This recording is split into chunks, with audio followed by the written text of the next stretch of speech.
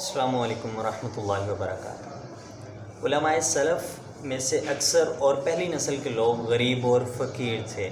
نہ ان کے پاس خزانے تھے، نہ ان کے پاس کوئی بڑے بڑے محلات تھے، نہ ان کے پاس گاڑیاں تھیں، نہ ان کے کوئی غلام تھے۔ اس کے باوجود وہ معاشرے پر اثر انداز ہوئے۔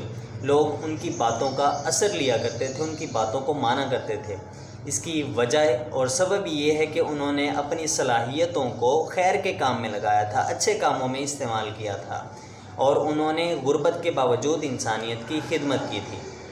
لیکن مالدار لوگ جو بہت زیادہ خزانوں کے مالک تھے، وہ اپنے مال کے غرور میں بیکار زندگی بسر کرتے رہے۔ مال ان کے کچھ بھی کام نہیں آیا، کیونکہ ہر چیز مال سے حاصل نہیں کی جا سکتی۔ لوگوں کے درمیان بندہ مالدار مشہور ہو سکتا ہے، لیکن ایک اچھے اور علم والے انسان کے طور پر انسان کبھی بھی لوگوں کے درمیان مشہور نہیں ہو سکتا جب تک آپ اپنے علم کو خیر کے کام میں نہیں لگائیں گے، اپنی صلاحیتوں کو خیر کے کام میں نہیں لگائیں گے۔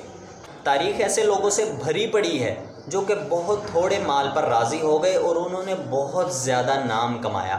اس کی سب سے بہترین مثال انبیاء کرام علیہ السلام ہے کہ انہوں نے بکریاں بھی چرائی، اور بہت سارے انبیاء نے ایسے ایسے پیشے کیے کہ جو کہ ایک عام آدمی ہمارے معاشرے میں کرتا ہے۔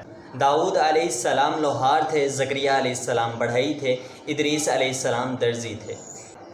ہماری بھی قدر و قیمت وہ ہماری صلاحیتیں اور ہمارے نیک کام ہی ہیں۔ جتنے ہم نیک کام کریں گے، جتنا اپنی صلاحیتوں کو اچھے کاموں میں استعمال کریں گے، ہماری قدر و منزلت اتنی ہی زیادہ بڑھے گی۔ لہٰذا اگر کبھی آپ سے مال چھن جائے، آپ کے اندر غربت آ جائے، قحط سالی آ جائے، آپ سے کوئی آپ کی قیمتی چیز آپ سے دور ہو جائے، الگ کر دی جائے، تو اس میں کسی قسم کے پریشان ہونے کی ضرورت نہیں ہے، رنج و الم میں مبتلا ہونے کی ضرورت نہیں ہے، بلکہ اللہ جو دے اس پر خوش رہیے، کیونکہ یہی سلف صالحین اور بڑے لوگوں کا طریقہ تھا۔